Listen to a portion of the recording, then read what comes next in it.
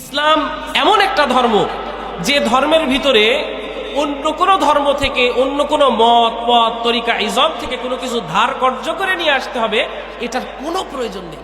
ইসলাম নিজেই স্বয়ং সম্পূর্ণ পরিপূর্ণ। আইয়ুহাল্লাযীনা আমানু লিমা তাকুলুনা মা লা তাফআলুন, হে ঈমানদারেরা, লিমা তাকুলুন, তোমরা এমন কথা কেন বলো, মা লা তাফআলুন, যে কথার উপর তোমরা নিজেরাই আমল করো না। কাবুরা মাকতান ইনদাল্লাহ, আল্লাহ তাআলার কাছে সবচাইতে ঘৃণিত সবচাইতে অপছন্দের হলো আন তাকুলু মা লা তাফআলুন, তোমরা এমন কথা বলতেছো অথচ সেই কথার উপর নিজে আমল করতেছো না। এটা আল্লাহ তাআলা পছন্দ করেন না। তাহলে যে ব্যক্তি দাওয়াতের কাজ করে নিজেও আমল করে, ওই ব্যক্তি এবং ওই ব্যক্তির কথা আল্লাহ তাআলার কাছে সবচাইতে উত্তম কথা, পছন্দের কথা। 3 নম্বর, ওয়াকালা ইন্নানি মিনাল মুসলিমিন, যে ব্যক্তি নিজেকে মুসলিম হিসাবে পরিচয় দেয়, যে বলে আমি মুসলমানদের অন্তর্ভুক্ত, আমি একজন মুসলিম, আল্লাহ তাআলা ওই বান্দাকে, যে ব্যক্তি নিজেকে মুসলিম হিসাবে পরিচয় দিল, আল্লাহ তাআলা তার ওই বান্দাকে পছন্দ করেন, তার কথাকে পছন্দ করেন। সুবহানাল্লাহ বিহামদিহি। আল্লাহ পাক রব্বুল আলামিন অত্যন্ত পছন্দ করেই আমাদেরকে এই নামে নামকরণ করছেন।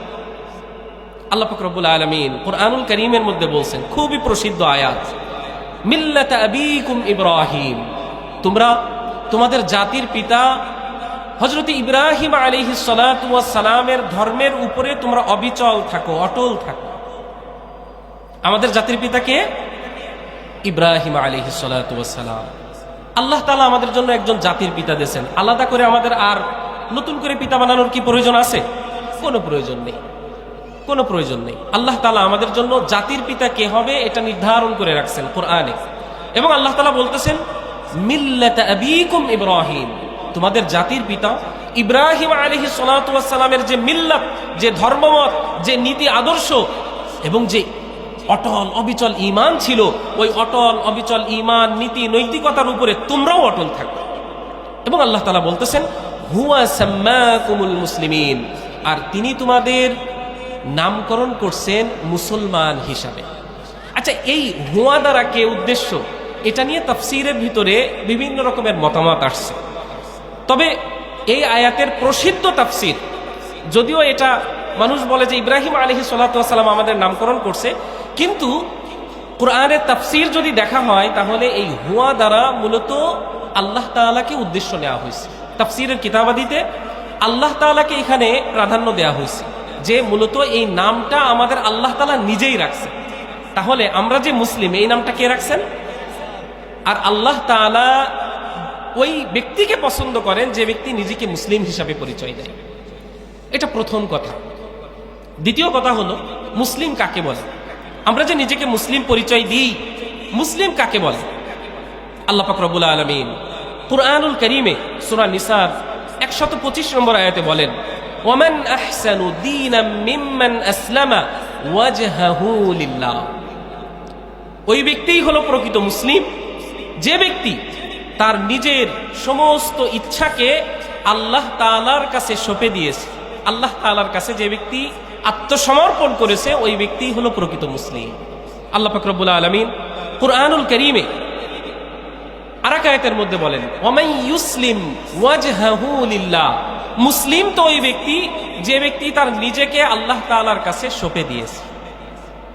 আল্লাহ পাক রব্বুল আলামিন কুরআনুল কারীমে আরেক আয়াতের মধ্যে বলেন, সূরা হজ্জের 34 নম্বর আয়াত, ফাইলাহুকুম ইলাহু ওয়াহিদুন ফালাহু আসলিমু, ফাইলাহুকুম ইলাহু ওয়াহিদ, তোমাদের ইলাহ, তোমাদের মাবুদ, তোমাদের রব, তোমাদের হুকুমদাতা, তোমাদের আইনদাতা, তোমাদের বিধানদাতা একমাত্র আল্লাহ তাআলা। আমাদের মাবুদকে, হুকুমদাতাকে, বিধানদাতাকে, আইনদাতাকে। আল্লাহ তাআলার বিধানের চাইতে দুনিয়ার কোনো মানুষ কি উত্তম বিধান দিতে পারে? মানুষের কোনটা প্রয়োজন আর কোনটা প্রয়োজন না, মানুষের জন্য সবচাইতে কল্যাণকর আইন কোনটা হতে পারে, এই ডিসিশন কে নিতে পারেন? যিনি রব, যিনি মালিক, যিনি সৃষ্টিকর্তা, তার আইনই আমাদের জন্য সবচাইতে কার্যকর আইন, সফল আইন। আল্লাহ পাক রব্বুল আলামিন কুরআনুল কারীমের মধ্যে বলছেন, আলা লাহুল খালকু ওয়াল আমরু, যিনি তোমাদের রব, যিনি তোমাদের সৃষ্টিকর্তা, তোমাদেরকে তারই আইন মেনে চলতে হবে, তোমাদেরকে তার আইনই মেনে চলতে হবে, এর বাইরে চলার সুযোগ নেই। আল্লাহ পাক রব্বুল আলামিন বলছেন, ইনিল হুকমু ইল্লা লিল্লাহ, বিধানদাতা, আইনদাতা, হুকুমদাতা একমাত্র আল্লাহ সুবহানাহু ওয়া তাআলা। তো আল্লাহ পাক রব্বুল আলামিন বলতেছেন সূরা হজ্জের 34 নম্বর আয়াত, ফা ইলাহুকুম ইলাহু ওয়াহিদ, তোমাদের ইলাহ, তোমাদের মাবুদ, তোমাদের রব, তোমাদের আইনদাতা, তোমাদের বিধানদাতা, তোমাদের হুকুমদাতা একমাত্র তিনি, অর্থাৎ আল্লাহ। আল্লাহ তাআলা বলতেছেন ওয়ালাহু আসলিমু, সুতরাং তার জন্যই তুমি তোমার নিজেকে নত করে দাও, তুমি তার কাছে আত্মসমর্পণ করো, তার বশ্যতা স্বীকার করো। অবাশশিরিল মুখবিতিন, যে ব্যক্তি বিনয়ী হয়, যে ব্যক্তি তার নিজেকে আল্লাহর কাছে সঁপে দেয়, যে ব্যক্তি তার সমস্ত ইচ্ছাকে আল্লাহর উপরে ছেড়ে দেয়, আল্লাহ যেটা আমার জন্য কল্যাণ চাইছেন, ভালো মনে করছেন, যে বিধান দিছেন, আমি ওগুলো মানতে সদা সর্বদা সন্তুষ্ট চিত্তে প্রস্তুত। তো আল্লাহ পাক রব্বুল আলামিন বলতেছেন ওয়াবাশশিরিল মুখবিতিন, ওই বিনয়ীকে, ওই বশ্যতা স্বীকারকারীকে আল্লাহ তাআলা বলতেছেন তার জন্য জান্নাতের সুসংবাদ। সুবহানাল্লাহ। তাহলে মুসলিম হলো ওই ব্যক্তি যে তার সমস্ত ইচ্ছা এবং তার সমস্ত চাহিদাকে আল্লাহ তাআলার কাছে আত্মসমর্পণ করে দেয়, সঁপে দেয়, নিজেকে সঁপে দেয়, যে আমি ভালো মন্দ নিজে নির্ধারণ করার চাইতে আমার রব আমার জন্য যা কিছু ভালো মনে করছেন ওটাই আমার জন্য কল্যাণকর। ওই ব্যক্তিই হলো মুসলিম। আকিদাতুত তাহাবী, বিখ্যাত আকিদার কিতাব, যে কিতাব সর্বশ্রেণীর উলামায়ে কেরাম পড়েন। এখানে কোনো মাযহাবী দ্বন্দ্ব নেই। মাযহাবী দ্বন্দ্ব, ফুরুই ইখতিলাফ থাকতে পারে, অন্য আকিদাতে থাকতে পারে, কিন্তু আকিদাতুত তাহাবী এমন একটা মকবুল কিতাব, বিখ্যাত কিতাব, যে কিতাব সব শ্রেণীর আহলে হক যত আলেম আছে সবাই আকিদাতুত তাহাবী পড়ে, এবং এটা মাদ্রাসাগুলোতে নিয়মিত দর্স দেওয়া হয়। আকিদাতুত তাহাবী এই কিতাবের ভিতরে ইমাম তাহাবী রাহিমাহুল্লাহ উনি মুসলিম কাকে বলে এটার একটা পরিচয় দান করছেন। ইমাম তাহাবী রাহিমাহুল্লাহ উনার আকিদাতুত তাহাবীতে বলতেছেন, ওয়ালা ইয়াসবুতু কদামুন ফিল ইসলাম ইল্লা আলা যাহরিত তাসলিমি ওয়াল ইসতিসলাম।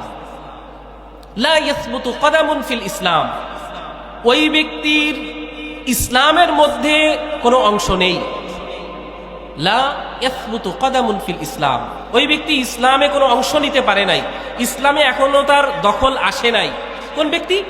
ইল্লা আলা যাহরিত তাসলিমি ওয়াল ইসতিসলাম, যে ব্যক্তি বাস্তবসম্মতভাবে প্রকৃতপক্ষে এখনো তার নিজের সমস্ত ইচ্ছার চাহিদাকে আল্লাহর কাছে সঁপে দেয়নি, আল্লাহর বশ্যতাকে স্বীকার করে নেয়নি, সে ব্যক্তি এখনো মুসলিম হতে পারে। এটা আকিদাতুত তাহাবী, বিখ্যাত আকিদার কিতাব। এখানে ইমাম তাহাবী রাহিমাহুল্লাহ ওখানে যে আকিদা আমাদেরকে শেখাইছেন সেখানে স্পষ্ট করে বলছেন, মুসলিম হতে হলে তার সমস্ত কিছুকে আল্লাহর কাছে সঁপে দিতে হবে, এবং আল্লাহ যা আমাদের জন্য কল্যাণকর মনে করছেন, যা কিছু বিধান হিসাবে নাজিল করছেন, ওর সবগুলোকে স্বীকার করে নিতে হবে, অন্যথায় সে মুসলিমদের অন্তর্ভুক্ত হতে পারবে। আমার কথা কি আপনাদের বুঝে আসতেছে? তাহলে আমাদের মুসলিম পরিচয় এটা আল্লাহর কাছে পছন্দের। মুসলিম কাকে বলে এটাও আমরা কোরআনের আয়াত এবং হাদিস থেকে খুবই স্পষ্টভাবে জানতে পারলাম। এমনকি ইমাম তাহাবী রাহিমাহুল্লাহ উনি আরো আগে যে বলছেন, ফামান রামা ইলমা মা হুজিরা আনহু ইলমুহু ওয়া লাম ইয়াকনা বিতাসলিম ফাহমুহু।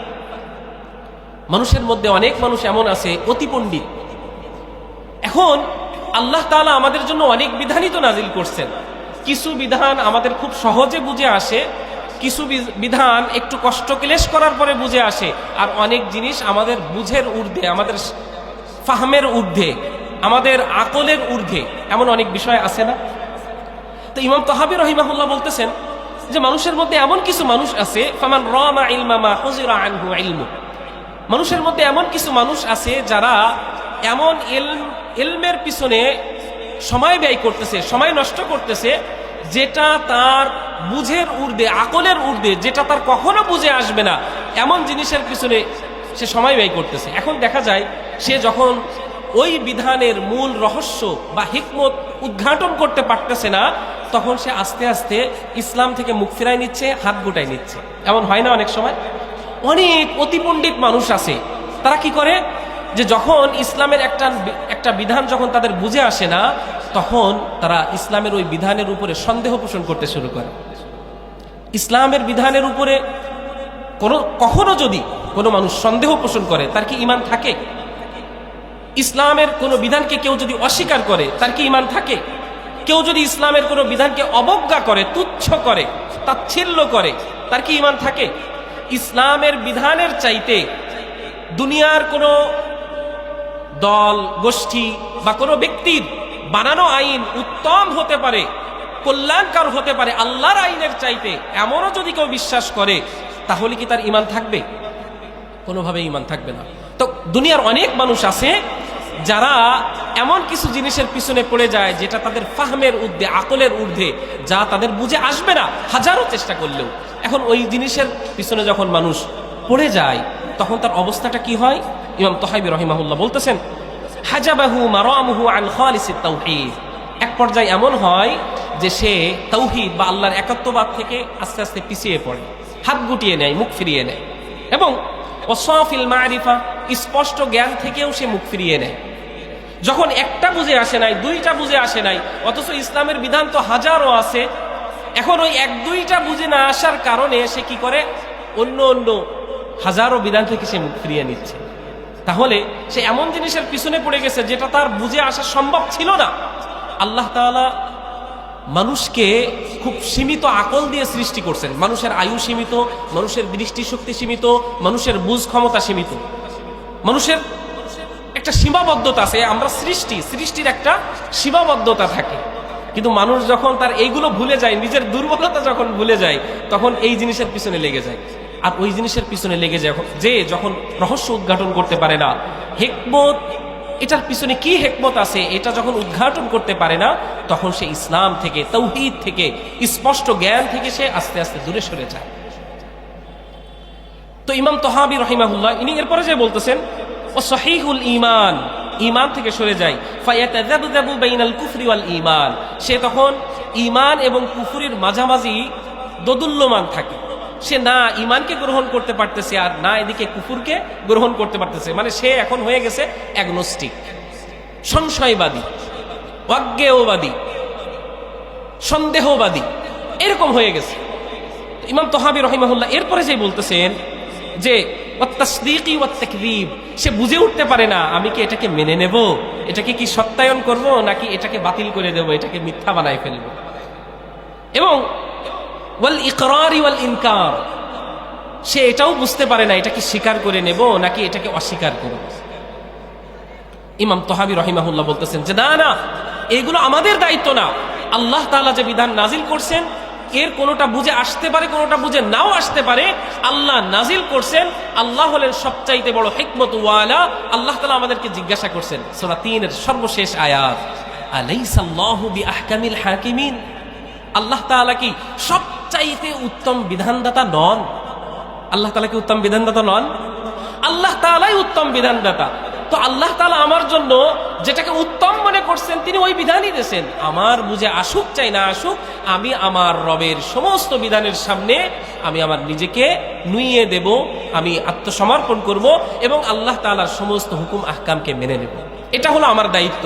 ইমাম তহাবী রাহিমাহুল্লাহ বলতেছেন, লুজুমুত তাসলিম, আমার কাজ হলো স্বীকার করে নেয়া, নিজেকে আল্লাহ তাআলার কাছে সঁপে দেয়া। ওয়া আলাইহি দীনুল মুসলিমিন, আর মুসলমানদের দিন, মুসলমানদের ধর্ম, মুসলমানদের তাওহীদ, মুসলমানদের ঈমান এই কথার উপরেই প্রতিষ্ঠিত।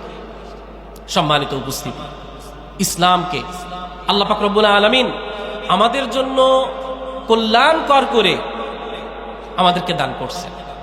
আল্লাহ তাআলা বান্দার কল্যাণ চান, এই জন্য ইসলামকে এক পরিপূর্ণ জীবন ব্যবস্থা হিসাবে আমাদেরকে আল্লাহ তাআলা দান করছেন। ইসলাম পরিপূর্ণ, ইসলামের কোনো প্রকার ঘাটতি নেই।